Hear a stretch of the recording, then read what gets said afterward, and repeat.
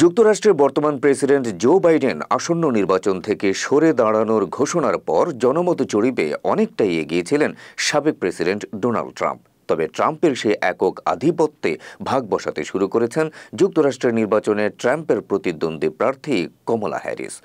ধীরে ধীরে জনপ্রিয়তার জনমত জরিপে ডোনাল্ড ট্রাম্পের কাছাকাছি চলে এসেছেন এই ডেমোক্রেটিক পার্টির প্রার্থী। গেল বৃহস্পতিবার অন্তত দুটি এবং শুক্রবার একটি জনমত জরিপে দেখা গেছে ৫ নভেম্বরের নির্বাচনের ফল নির্ধারণী ব্যাটেল গ্রাউন্ড রাজ্যগুলোয় ট্রাম্পের সঙ্গে হ্যারিসের ব্যবধান অনেকটাই কমে এসেছে।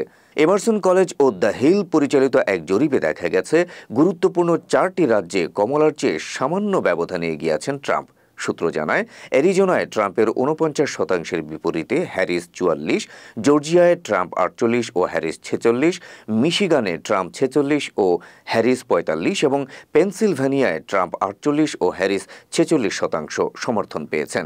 উইসকনসিনে ট্রাম্প ও হ্যারিস উভয়ই পেয়েছেন ৪৭% সমর্থন।